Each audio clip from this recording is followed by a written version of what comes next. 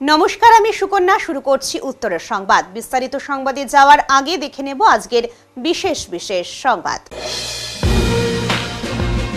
Jalpaiguri sub division level monitoring কমিটির বৈঠক অনুষ্ঠিত হল বুধবার। সদর মহকুমা শাসক তমজিৎ চক্রবর্তীর উপস্থিতিতে বিভিন্ন দপ্তরের আধিকারিকদের নিয়ে বৈঠকটি অনুষ্ঠিত হয় ডিআরডিসিতে। শিলিগুড়ি পৌর নিগমের 40 নম্বর ওয়ার্ডের হায়দারপাড়ায় ভয়াবহ অগ্নিকাণ্ড, পুড়ে ছাই একটি বাড়ি। ঘটনাস্থলে দমকলের 2টি ইঞ্জিন।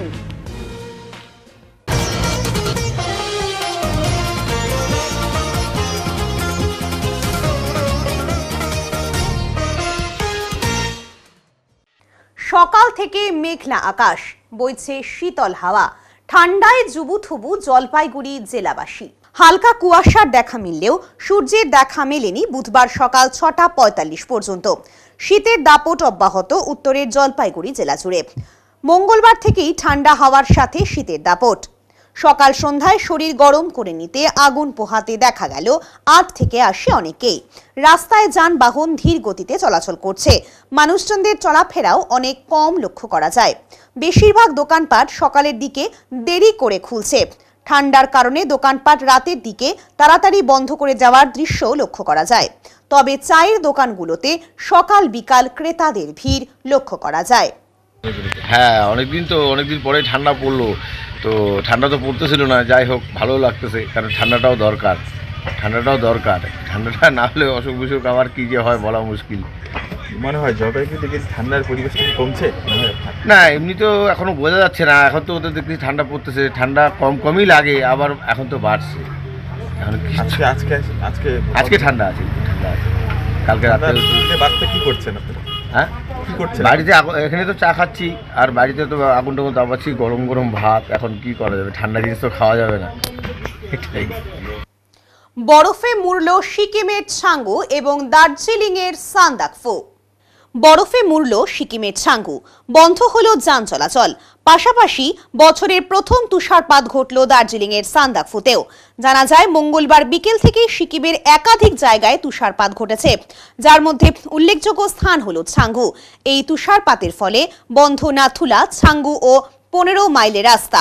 পাশাপাশি বুধবার সকাল থেকে দার্জিলিংয়ের সান্দাকফুতেও ঘটল বছরের প্রথম তুষারপাত। এদিন দার্জিলিংয়ের সান্দাকফুতে তাপমাত্রা ছিল 1 ডিগ্রি সেলসিয়াস।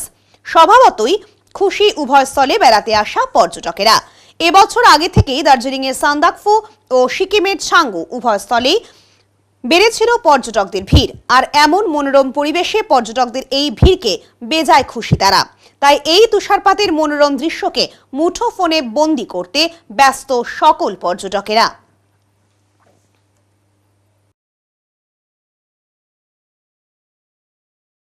এবছরের সবুজ সাথী প্রকল্পের সাইকেল প্রদান জলপাইগুড়িতে। জলপাইগুড়ি পৌরসভার বর্তমানে আওতাধীন সবুজ সাথী প্রকল্পের ছাত্রছাত্রীদের আজ সাইকেল প্রদানের মাধ্যমে এই বছরের সাইকেল প্রদানের সূচনা করা হয়। আজকের এই বছরের সাইকেল প্রদান অনুষ্ঠানের সূচনা করেন জলপাইগুড়ি পৌরসভার চেয়ারপারসন পাপিয়া পাল, ভাইস চেয়ারম্যান সৈকত চ্যাটার্জি, পৌরসভার আধিকারিক দেব দুলাল পাত্র, পৌরসভার সুপারিনটেন্ডেন্ট তাপস দত্ত সহ অন্যান্যরা। জলপাইগুড়ি শহরের বেশ কয়েকটি বিদ্যালয়ের ছাত্রছাত্রীদের হাতে সবুজ সাথী প্রকল্পের সাইকেল প্রদান করা হয় এদিন ওয়েলফেয়ার সংলগ্ন একটি অফিস ঘর থেকে। এ বিষয়ে পৌরসভার চেয়ারপারসন পাপিয়া পাল বলেন, মুখ্যমন্ত্রীর স্বপ্নের প্রজেক্ট এটি। আর এই প্রজেক্টের মাধ্যমে বিদ্যালয়ের ছাত্রছাত্রীরা যাতে বিদ্যালয়ে পড়ায় আগ্রহী হয়, তার জন্য এই সাইকেল প্রদান করা হচ্ছে বিগত 10 বছর থেকে। আজকে সাইকেল প্রদানের শুভ সূচনা করা হলো। বিষয়তে এর আগেই আমাদের মাননীয় মুখ্যমন্ত্রী এটার উদ্বোধন করেছেন। আজকে সবুজ সাথী সাইকেল আমাদের জলপাইগুড়ি জেলার যে স্কুল বিদ্যালয়গুলি রয়েছে তাদের হাতে তুলে দেওয়া হলো। মূলত মাননীয় মুখ্যমন্ত্রী মমতা বন্দ্যোপাধ্যায়ের স্বপ্নের প্রকল্প। 2015 সালে মেদিনীপুরের মঞ্চে দাঁড়িয়ে তিনি প্রথম এই প্রকল্প চালু করেন। বিশেষত মহিলাদের এগিয়ে নিয়ে যাবার লক্ষ্যে ছাত্রছাত্রীদের স্কুল ছুট গ্রামাঞ্চলের ছাত্রছাত্রীরা অনেক সময় স্কুল ছুট ছাত্রছাত্রীদের ফিরিয়ে আনা এবং তাদের শিক্ষাভিমুখ করা, এটাই তার প্রধান লক্ষ্য। আমরা জানি যে সব দিক থেকে ছেলেমেয়েরা যাতে উচ্চশিক্ষায় শিক্ষিত হতে পারে এবং সকলের শিক্ষা, সকলের জন্য শিক্ষা, এই বার্তাকে সামনে নিয়ে তার এই স্বপ্নের প্রকল্প আজকে সারা বিশ্ব কিন্তু অনুকরণ করছে। অতএব আমাদের এই স্বপ্নের প্রকল্প, সবুজ সাথী প্রকল্প আরও এগিয়ে যাক এবং এইসব ছাত্রছাত্রীরা আরও এগিয়ে যাক তাদের পড়াশোনাকে এগিয়ে নিয়ে যাবার লক্ষ্যে নিজেদের প্রতিষ্ঠিত করতে। এটাই মাননীয় মুখ্যমন্ত্রীর প্রথম দিক নির্দেশক। শিলিগুড়ির হায়দারপাড়ায় ভয়াবহ অগ্নিকাণ্ড, পুড়ে ছাই একটি বাড়ি, ঘটনাস্থলে দমকলের 2টি ইঞ্জিন। শিলিগুড়ি পৌর নিগমের 40 নম্বর ওয়ার্ডের হায়দারপাড়া এলাকার ঘুগনি মোড় সংলগ্ন পরেশমণি লেনে অবস্থিত এক বাড়িতে বুধবার বেলা 12টা নাগাদ ভয়াবহ অগ্নিকাণ্ডের ঘটনা ঘটে। অগ্নিকাণ্ডের ঘটনায় পুড়ে ছাই হয়ে যায় বাড়ির উপরের 2য় তলার অংশ। খবর পেয়ে ঘটনাস্থলে দমকলের 2টি ইঞ্জিন পৌঁছে আগুন নিয়ন্ত্রণে আনার চেষ্টা করে। জানা যায় ওই বাড়িতে এক মহিলা এবং তার 14 বছরের ছেলে থাকতেন এবং প্রতিদিনের মতো সেই মহিলা বুধবার সকালেও তার 14 বছরের সেই ছেলেকে ঘরের ভেতরে রেখে বাইরে থেকে দরজা বন্ধ করে কাজে বেরিয়েছিলেন। ঠিক সেই সময় ঘটে এই বিপত্তি। এলাকাবাসীরা জানিয়েছেন ছেলেটি মানসিক ভারসাম্যহীন। সে অনেক সময় লাইটার কিংবা দেশলাই নিয়ে খেলা করত। ঘরের ভেতর তাকে একলা রেখে যাওয়ায় খেলা করতে গিয়ে এই দুর্ঘটনা ঘটেছে বলে মনে করেছেন এলাকাবাসীরা। তারা জানান এদিন হঠাৎ ঘরের ভেতর থেকে আগুন দেখতে পান স্থানীয়রা এবং তা দেখেই তড়িঘড়ি সেই ঘরের দরজা ভেঙে ভেতরে প্রবেশ করেন কয়েকজন এবং ঘরের ভেতর তখন দেখতে পান সেই মানসিক ভারসাম্যহীন ছেলেটি নিজেকে বাঁচানোর জন্য দৌড়াদৌড়ি করছে। ঠিক সেই সময় সেই ছেলেটিকে বাইরে নিয়ে আসেন স্থানীয়রা, কিন্তু ততক্ষণে অনেক দেরি হয়ে গিয়েছে। ততক্ষণে ঘরের ভেতরে থাকা অর্ধেক আসবাবপত্র পুড়ে ছাই হয়ে গিয়েছিল। তড়িঘড়ি জল নিয়ে আগুন নেভানোর চেষ্টা করেন স্থানীয় বাসিন্দারা এবং খবর দেওয়া হয় দমকলকে। স্থানীয়দের অভিযোগ দমকল অনেকটাই দেরি করে এসেছে, যে কারণে পুড়ে ছাই হয়ে গিয়েছে বাড়ির দোতলার অংশ। তবে দমকলের 2টি ইঞ্জিন ও স্থানীয়দের প্রচেষ্টায় আগুন নেভানো সম্ভব হয়েছে, কিন্তু ঘরের ভেতরে থাকা আসবাবপত্র এবং প্রয়োজনীয় নথিপত্র সমস্ত কিছুই পুড়ে ছাই হয়ে গিয়েছিল। এদিকে অনেকেই মনে করছেন শর্ট সার্কিটের ফলে এই আগুন লেগেছে। তবে আদৌ কী কারণে আগুন লাগলো তা খতিয়ে দেখছে দমকল বিভাগ। অন্যদিকে এই আগুনের খবর শুনে ওই এলাকায় এসে পৌঁছান 40 নম্বর ওয়ার্ডের স্থানীয় ওয়ার্ড কাউন্সিলর রাজেশ প্রসাদ সাপ। তিনি বলেন এই মহিলা তাদেরই দলের একজন নেত্রী। তিনি যথাসাধ্য চেষ্টা করবেন তার পাশে দাঁড়ানোর এবং যেই নথিপত্রগুলি পুড়ে গিয়েছে তা পুনরায় ফিরিয়ে দেওয়ারও চেষ্টা করবেন তিনি। এছাড়াও শিলিগুড়ির মেয়র গৌতম দেবকেও এ বিষয়ে জানাবেন এবং মেয়রকেও পরিদর্শনে আসার জন্য অনুরোধ করবেন। পাশাপাশি তিনি স্থানীয়দের ও দমকল কর্মীদের ধন্যবাদ জানিয়েছেন আগুন নেভানোর কাজে তৎপরতার জন্য।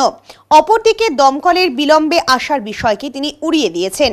তিনি পাল্টা বলেছেন দমকল সঠিক সময় এসেছে, যে কারণে এই আগুন নিয়ন্ত্রণে আনা সম্ভব হয়েছে। এটা খুবই, যে ঘটনাটা ঘটেছে খুবই দুঃখজনক ঘটনা। এটা হচ্ছে আমাদের 40 নম্বর ওয়ার্ডের পরেশমণি লেন, ঠিক আছে। এই লেনের মধ্যে আপনারা দেখছেন যেখানে আগুনটা লেগেছে সেখানে অ্যাকচুয়াল হচ্ছে ছেলে আর ওর মাই থাকে। এবার ছেলে হচ্ছে 14 বছরের ছেলে, সে একটু অ্যাবনর্মাল আছে। এবার মা কোনো কাজের জন্য একটু বাইরে গেছে, কিন্তু বাইরে যাওয়ার সময় মা কি করেছে, যে ছেলে যে উপরে ছিল সেই ঘরের লকটা মা করে বাইরে থেকে লক করে গেছিলো। তারপরে দেখা যায় যে ছেলে মাঝে মাঝে ওই বিভিন্ন লাইটার ফাইটার নিয়ে খেলাধুলাগুলো করতো। এবার ওইভাবে আগুনটা লেগেছে বলে আমাদের সবার মনে হচ্ছে। এবার আগুনটা লাগার পরে ছেলেটা ওই ঘরের মধ্যেই বিভিন্ন দিকে ছোটাছুটি করছিল।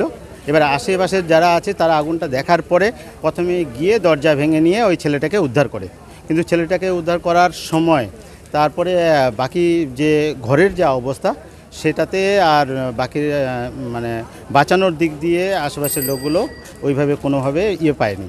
ফলে কি, যেহেতু দোতলার ব্যাপার ছিল তারা জলটাকেও ওইভাবে পায়নি। এবার দমকল আসার পরে এই আগুনটা নেমছে বলে যখন আগুনটা নেমে গেল দেখা গেল যে পুরো ঘরটা পুরো ছাই হয়ে গেছে। এবার ভদ্রমহিলা খুবই কষ্টের মধ্যে আছে, আর আগে থেকে খুবই কষ্ট করে নিয়ে এই ঘরটা করছিল, কিন্তু খুব দুঃখজনক ঘটনা, এটা না হওয়াই ভালো ছিল। দমকল সঠিক সময় আসছে, ওটা খবর পাওয়ার পরে দমকলে তো 15-20 মিনিট একটা সময় লাগে, কিন্তু আগুন তো আর ওই সময়টা দিতে পারেনি, ফলে আগুনটা, আর যেহেতু কাঠের ঘর ছিল, যদি পাকা হতো তার একটা সময়ের ব্যাপার ছিল, যেহেতু কাঠের সেটা আগুনটা আবার খুব তাড়াতাড়ি লেগে গেছে। ফলে দমকলটা যদি আরও আগে আসতো তাহলে কিছুটা হয়তো বাঁচতো, কিন্তু এখন কোনো কিছু বাঁচেনি, সব শেষ। সত্যজিৎ অধিকারী, এক্স কাউন্সিলর, 40 নম্বর ওয়ার্ড। পাচারের ছক বানচাল, ট্রাকের গোপন চেম্বার থেকে উদ্ধার গাঁজা। ঘোষপুকুর ফুলবাড়ি 27 নম্বর জাতীয় সড়ক দিয়ে যাচ্ছিল ট্রাক। ধামানগঞ্জ এলাকায় ওই ট্রাক থামিয়ে তল্লাশি চালিয়ে ট্রাকের গোপন চেম্বার থেকে 77 কেজি গাঁজা উদ্ধার করল ফাঁসি দেওয়া থানার পুলিশ। এই ঘটনায় দুজনকে গ্রেফতার করেছে ফাঁসি দেওয়া থানা। ধৃতদের নাম রাজ্জাক মণ্ডল এবং মাফিজুল হক। ধৃত দুজনেই কোচবিহার জেলার তুফানগঞ্জের বাসিন্দা। এই ঘটনায় পণ্যবাহী ট্রাকটি আটক করেছে ফাঁসি দেওয়া থানার পুলিশ। ফাঁসি দেওয়া থানার পুলিশ সূত্রে জানা যায়, গোপন সূত্রে পুলিশের কাছে খবর আসে শিলিগুড়ি থেকে বিধাননগরের দিকে একটি ট্রাকে গাঁজা পাচার হচ্ছে। সেই সূত্র ধরে ঘোষপুকুর ফুলবাড়ি জাতীয় সড়কে নাকা তল্লাশি শুরু করে ফাঁসি দেওয়া থানার পুলিশ। এরপর নির্দিষ্ট ওই ট্রাকটি দেখতে পেয়ে ব্যারিকেড দিয়ে থামিয়ে দেয় পুলিশ। এরপর শুরু হয় তল্লাশি। ট্রাকের গোপন চেম্বার থেকে উদ্ধার হয় 77 কেজি গাঁজা, যার আনুমানিক বাজার মূল্য কয়েক লক্ষ টাকা। ধৃত 2 পাচারকারীকে আগামী বুধবার শিলিগুড়ি আদালতে তোলা হবে।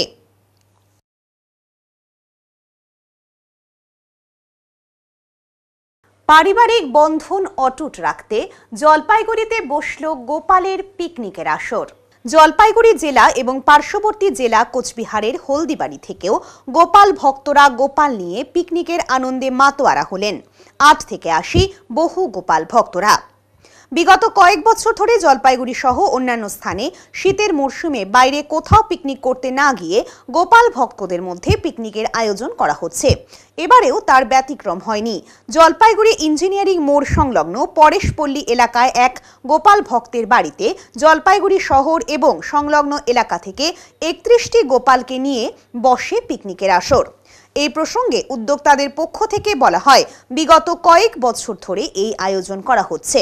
এতে শুধু পিকনিকের আনন্দ পাওয়া সেটা নয়, তার সঙ্গে একটি পারিবারিক বন্ধন গড়ে উঠেছে। গোপালের জন্য পিকনিকের মেনুতে ছিল এলাহি আয়োজন।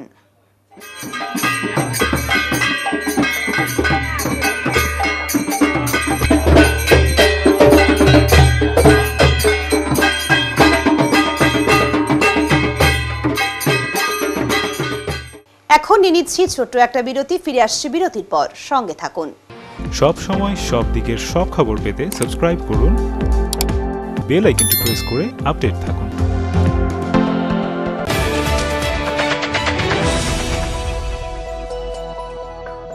জলপাইগুড়ি পাহাড়পুর মোড়ের ওপর পেট্রোল পাম্পের পাশে রাজভবন এক এক্সক্লুসিভ বা তুলনাহীন ভবন, এই জন্য যে এই ভবনের ভেতরে যাওয়ার পর আপনাদের আবদ্ধ মনে হবে না।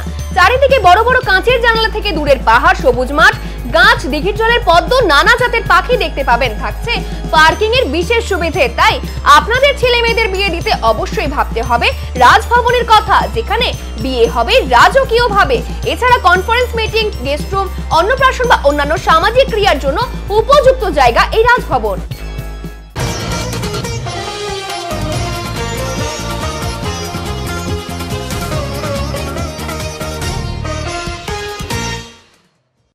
Jalpaiguri sub division level monitoring কমিটির বৈঠক অনুষ্ঠিত হল বুধবার। সদর মহকুমা শাসক তমজিৎ চক্রবর্তীর উপস্থিতিতে বিভিন্ন দপ্তরের আধিকারিকদের নিয়ে বৈঠকটি অনুষ্ঠিত হয় ডিআরডিসিতে। এ বিষয়ে মহকুমা শাসক বলেন, প্রত্যেকটি দপ্তরের উন্নয়নমূলক কাজের পর্যালোচনা বৈঠকে করা হয়। বিভিন্ন কাজের অগ্রগতি ও সেক্ষেত্রে অন্য কোনো দপ্তরের সহযোগিতা রয়েছে কিনা তা নিয়ে আলোচনা হয়েছে। পর্যটন নিয়ে বিশদে আলোচনা হয়। শিক্ষা দপ্তরকে এনরোলমেন্টের বিষয়টি খতিয়ে দেখতে বলা হয়েছে। এছাড়া সরকারি পরিষেবা পৌঁছানোর ক্ষেত্রে কোথাও কোনো ফাঁক রয়েছে কিনা তা দেখতে বলা হয়েছে। হর্টিকালচার ও ফিশারির বিভিন্ন বিষয়ে আলোচনা হয়েছে। এর পাশাপাশি জলপাইগুড়ি মহকুমায় এনবিডিটির যে 25টি কাজ চলছে তারও পর্যালোচনা করা হয় বৈঠকে। নদীগুলির পাশাপাশি শহরের মধ্যে বয়ে যাওয়া করলা নদীর ড্রেসিং নিয়েও এদিন আলোচনা হয়েছে। এদিনের বৈঠক যথেষ্টই ফলপ্রসূ হয়েছে বলে জানান মহকুমা শাসক তমজিৎ চক্রবর্তী। আজকে মহকুমা স্তরের যে উন্নয়ন পর্যালোচনা কমিটি আছে, sub division level monitoring committee, তার মিটিং ছিল। সেটা আমরা সমস্ত দপ্তর ছিল, প্রত্যেকটি দপ্তরের যে উন্নয়নমূলক কার্যক্রম আছে, মাননীয় মুখ্যমন্ত্রীর নির্দেশে যে উন্নয়নমূলক কাজগুলো হচ্ছে সেগুলো তারা উপস্থাপিত করলেন। সেখানে কোথাও কোনো ইমপ্রুভমেন্ট দরকার আছে কিনা বা অন্য কোনো ডিপার্টমেন্টের কোনো কোঅপারেশন দরকার আছে কিনা, এগুলো নিয়ে মূলত বৈঠক ছিল। কি কি মূলত আলোচনা উঠে এলো এবং সমস্ত ডিপার্টমেন্ট নিয়ে কথা হয়েছে। আমরা বেশ কিছু সিদ্ধান্ত নিয়েছি, যেরকম ট্যুরিজম রিলেটেড আমরা এর আগেও আলোচনা করেছিলাম। ওনাদেরকে ট্যুরিজম প্রমোশনের আমাদের একটা সুযোগ রয়েছে জলপাইগুড়িতে, সেটা আমরা বলেছি যে ধর্মস্থানগুলো রয়েছে আমাদের, সেটাকে নিয়ে সার্কিট ট্যুরিজম করবার একটা, এবং হেরিটেজ যে জায়গাগুলো রয়েছে সেগুলো নিয়ে আমাদের একটা সুযোগ রয়েছে, সেটা আমরা ওনাদেরকে বলেছি। এছাড়া এডুকেশন ডিপার্টমেন্টকে আমরা রিকোয়েস্ট করেছি যে এনরোলমেন্টের বিষয়টা একটু খতিয়ে দেখতে, কোথাও কোনো এনরোলমেন্ট নিয়ে স্টেপ নেওয়া যায় কি না, যাতে এনরোলমেন্টটা আর একটু ভালো করে করা যায়। কোথাও কোনো গ্যাপ আছে কি না সরকারি পরিষেবা পৌঁছানোর ক্ষেত্রে, সেটাও একটু সুপারভিশন করে মনিটরিং করে দেখতে বলা হয়েছে। হর্টিকালচারকে বলা হয়েছে যে ওনাদের স্কিমগুলো, ফুল রিলেটেড যে স্কিমগুলো আছে সেগুলো নিয়ে আরেকটু পাবলিসিটি করতে। ফিশারিজকেও অর্নামেন্টাল ফিশারিজ নিয়ে কাজ করতে বলা হয়েছে। এনবিডিডির কাজ চলছে, 25টা কাজ আমাদের মহকুমাতে চলছে, সেগুলো পর্যালোচনা হয়েছে। ওভারঅল খুব ফলপ্রসূ মিটিং হয়েছে, খুব সুন্দর পরিবেশে, এবং আমরা আগামী দিনে মাননীয় মুখ্যমন্ত্রীর নির্দেশ অনুযায়ী উন্নয়নমূলক কাজগুলোকে সাফল্যমণ্ডিত করতে এগিয়ে যাচ্ছি। কিছু বাঁধের বিষয়ে আলোচনা হলো।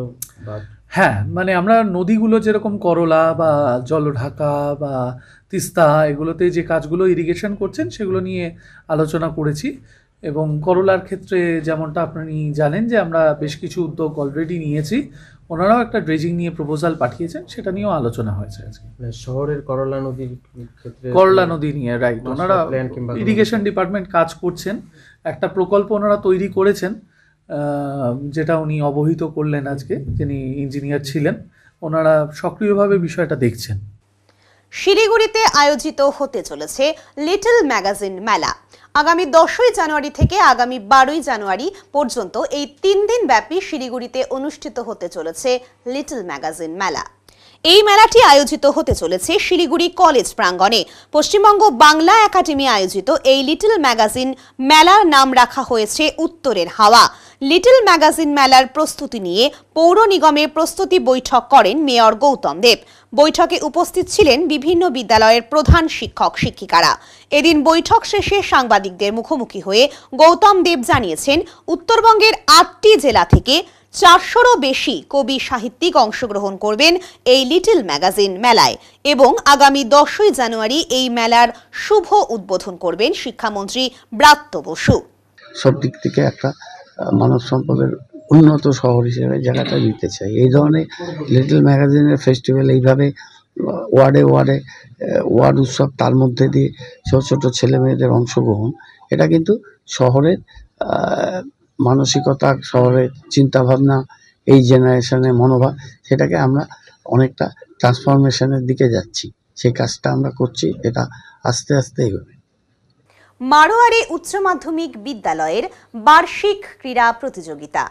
আজ জলপাইগুড়ির GYMA ক্লাব ময়দানে মারোয়ারি উচ্চ মাধ্যমিক বিদ্যালয়ের বার্ষিক শীতকালীন ক্রীড়া প্রতিযোগিতা অনুষ্ঠিত হলো। এই ক্রীড়া প্রতিযোগিতাটির সূচনা করা হয় বিদ্যালয়ের পতাকা উত্তোলনের মাধ্যমে। এরপর বিভিন্ন ইভেন্টে চলে এই প্রতিযোগিতা। আলু কুড়ানো দৌড়, কমলা দৌড়, যেমন খুশি তেমন সাজো, 100 মিটার দৌড় সহ আরও বিভিন্ন ইভেন্ট। নৈশ ফুটবল টুর্নামেন্টের দ্বিতীয় কোয়ার্টার ফাইনাল ম্যাচে জয়ী হল গতবারের চ্যাম্পিয়ন দল Darjeeling United FC। Netaji Subhash athletic club ও মোহন স্পোর্টিং ক্লাবের যৌথ ব্যবস্থাপনায় ওদলাবাড়ি বিধানপল্লী ময়দানে আয়োজিত 5ম বর্ষ রীনা ঘোষ স্মৃতি উইনার্স এবং পরশুরাম আগরওয়াল স্মৃতি রানার আপ ও সুদাম মণ্ডল স্মৃতি ফেয়ার প্লে নৈশ ফুটবল টুর্নামেন্টের দ্বিতীয় কোয়ার্টার ফাইনাল ম্যাচে জয়ী হল গতবারের চ্যাম্পিয়ন দল দার্জিলিং ইউনাইটেড FC।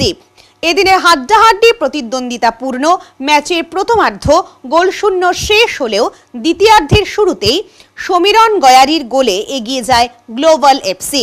1-0 পিছিয়ে পড়েও কয়েক মিনিটের ব্যবধানে সমতা ফেরায় দার্জিলিংয়ের প্রণয় রাই। এরপর খেলা শেষের প্রায় অন্তিম লগ্নে নিজের দ্বিতীয় গোল করে দার্জিলিংয়ের জয় নিশ্চিত করেন প্রণয় রাই। এদিনের ম্যাচের সেরা খেলোয়াড় মনোনীত হয়েছেন প্রণয়। বুধবার রাতে টুর্নামেন্টের তৃতীয় কোয়ার্টার ফাইনালে মুখোমুখি হবে ঝাপা এফসি নেপাল বনাম এনবিএফসি শিলিগুড়ি। এখন নিয়ে নিচ্ছি ছোট্ট একটা বিরতি, ফিরে আসছি বিরতির পর, সঙ্গে থাকুন। সব সময় সব দিকের সব খবর পেতে সাবস্ক্রাইব করুন, বেল আইকনটি প্রেস করে আপডেট থাকুন।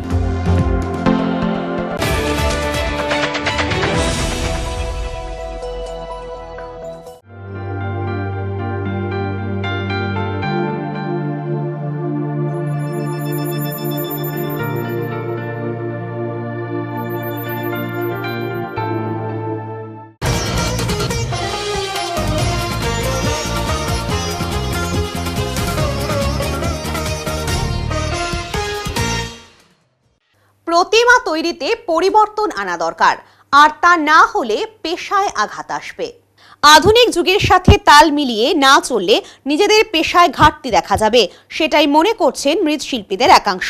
বর্তমানে বাইরের থেকে আসা ছোট ছোট সরস্বতী প্রতিমা পুজোর আগে বাজারে এসে সব ধরনের লোকাল প্রতিমার বাজার নষ্ট করে দেয়। বিগত কয়েক বছর থেকেই এই ধরনের পরিস্থিতি জলপাইগুড়ির বাজারে দেখা যায়। তাই জলপাইগুড়ি শহর সংলগ্ন এলাকায় মৃৎশিল্পীদের এখন আর তেমন ভাবে ছোট সরস্বতী প্রতিমা বানানোর হিড়িক দেখা যায় না। তাই জলপাইগুড়ি শহরের খুদে কিছু মৃৎশিল্পীরা বলেন, আধুনিক যুগের সাথে আমাদের তাল মিলিয়ে চলতে হবে, আর তার জন্য বিশেষ প্রশিক্ষণও আমাদের নেওয়া দরকার। বাইরে থেকে আসা ছোট ছোট সরস্বতী প্রতিমা এখানে আসে এবং তাদের চাহিদাই থাকে, আর আমাদের প্রতিমার চাহিদা অনেকটাই কমে যায়। তাই আধুনিক যুগের সাথে আমাদেরও বাইরের শিল্পীদের তৈরি প্রতিমার মতনই আমাদের কাজ করতে হবে, আর তা না হলে আমাদের পেশায় আঘাত আসবে। তাই আমাদের কাজেরও পরিবর্তন করতে হবে। তবে জলপাইগুড়ি শহরের বিভিন্ন পালপাড়াগুলিতে এখন বেশিরভাগই বড় বড় প্রতিমা তৈরির ব্যস্ততা তুঙ্গে, আর সেই ছবি লক্ষ্য করা যাচ্ছে সর্বত্র। কি কাজ চলছে এখন?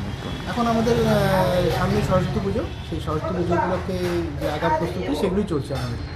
বললাম বেশিরভাগ ক্ষেত্রে দেখা যায় অনেক শিল্পীরা তাদের পুরনো মানে ছোট প্রতিমা বানানো বন্ধ করছে। তারা বলছে যে রেডিমেড প্রতিমা এসে নাকি তাদের বাজার একদম নষ্ট করে দিচ্ছে।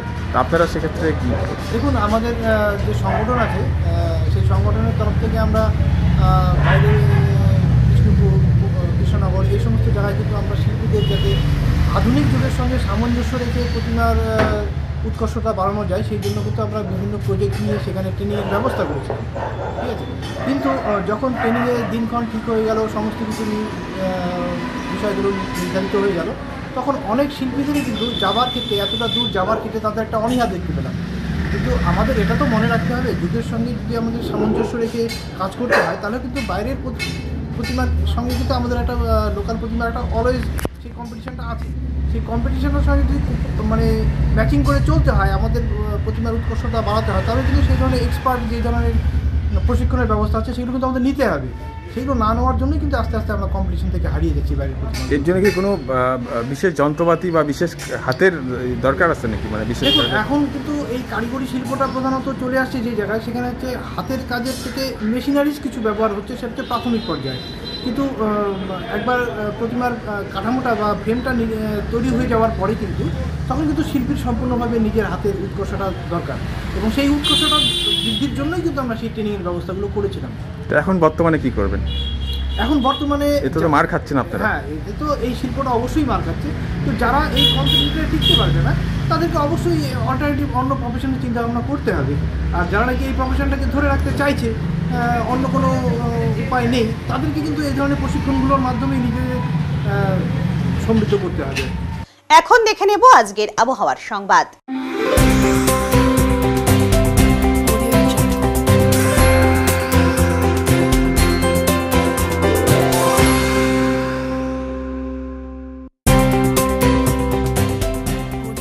কেন্দ্রীয় আবহাওয়া দপ্তরের জলপাইগুড়ি কেন্দ্র থেকে পাওয়া তথ্য অনুযায়ী বুধবার দিনের সর্বোচ্চ তাপমাত্রা ছিল 19.1 ডিগ্রি সেলসিয়াস ও সর্বনিম্ন তাপমাত্রা ছিল 14.9 ডিগ্রি সেলসিয়াস।